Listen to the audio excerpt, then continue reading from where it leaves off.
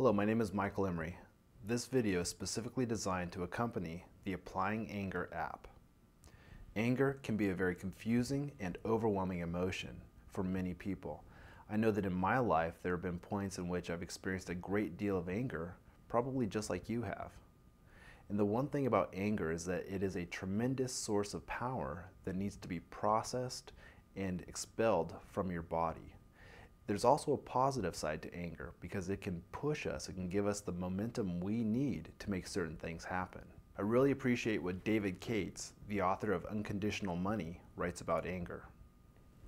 You fear anger because it is impervious to thought. Anger is the energy of the body correcting its own actions. It does not bow down to the mind.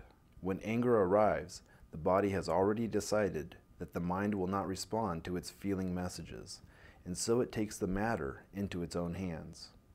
Negotiation and thought have proven useless in that situation. Anger arrives to blast through cowardice and misperception.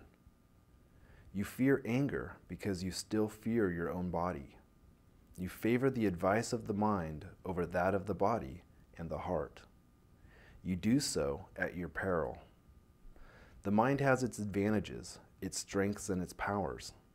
It also has its weaknesses and blind spots. These can be corrected when you balance it with heart and body. Anger does not fear. It does not stop to think of consequences. Anger only moves. There is a time to deliberate and consider, and there is a time to act. Anger reminds you that it's time for action. If you honor your anger, you will restore the full spectrum of emotion to your body. This is a great power. If you deny your anger, its power will shatter your body and mind. It will destroy you. How do you know when you're experiencing anger? If I were to model you from an NLP perspective, and we were to develop or create your strategy for experiencing anger, what do you think it would be like? Do you think that it would have components of internal dialogue or self-talk or hearing another person's voice? Or perhaps you see something in your mind's eye, like a hypothetical imagined scenario? Or is it a direct kinesthetic feeling, a bodily feeling that is perhaps something that you don't want to feel or feels uncomfortable? Within this, and it's probably a variation of all of these in different contexts, but within this, there's a great deal of information and the opportunity for you to know yourself on a deeper level and to become aware of your strategy so that you can change it into something that's beneficial. Here's an example of a strategy. There could be a situation in which you interact with another person. You could say something to yourself in your head, probably something that is angry or has an emotional tone to it that is uncomfortable. Then you feel something in your body. Then you say something out loud to that other person, or you interact possibly even physically with that other person.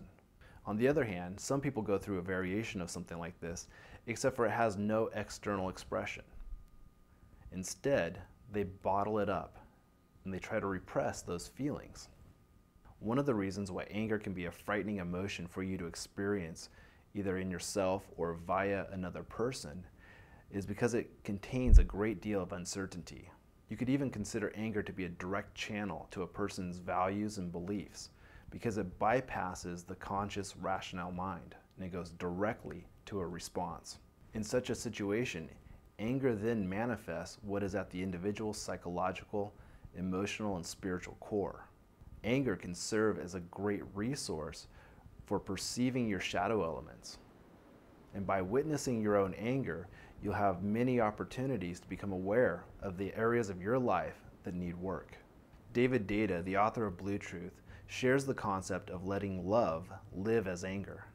And this is totally different than what most people experience, which could be perceived as letting fear express itself through anger.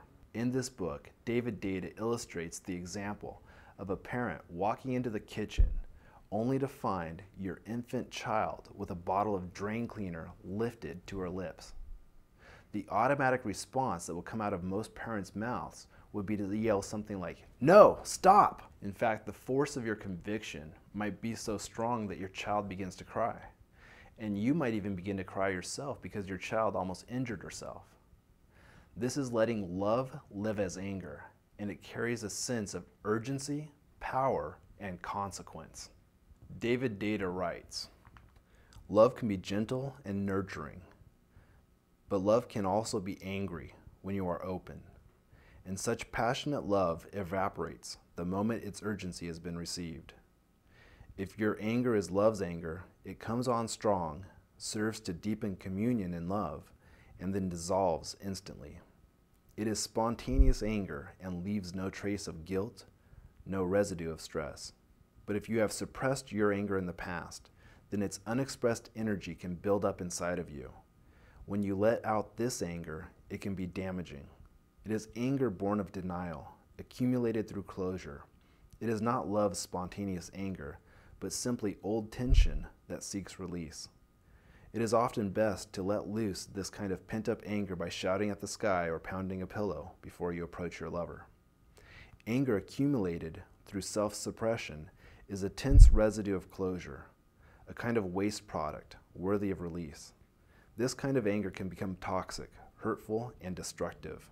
But spontaneous anger, born from care and alive as love, can act as a passionate thunderbolt of heart awakening, shocking, and opening lovers to their heart core."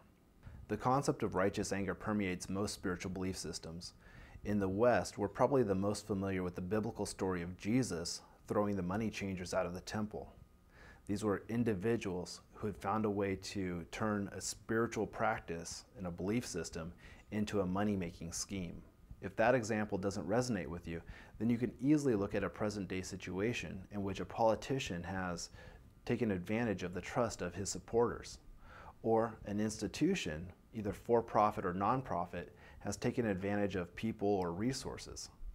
This anger is a righteous anger that doesn't stem from anxiety or fear about what might happen to oneself. Rather, it is based in love and the genuine care for the autonomy, the liberty, and the free will of all individuals. As you go through this program, when you experience anger in the future, you're going to find yourself checking in and paying attention to whether that anger stems from fear or love. This anger can serve as a guide for you. It identifies where you've placed your attention and how congruent you are with your core values. This program will give you the opportunity to face some of your limitations that are based in fear, and allow you to fully embody and release anger that is based in fear as it transitions into anger stemming from love. I'd like to leave you with a concept proposed by the psychologist Carl Jung, and consider this within the context of anger. Carl Jung said, "What you resist persists." Be amazing.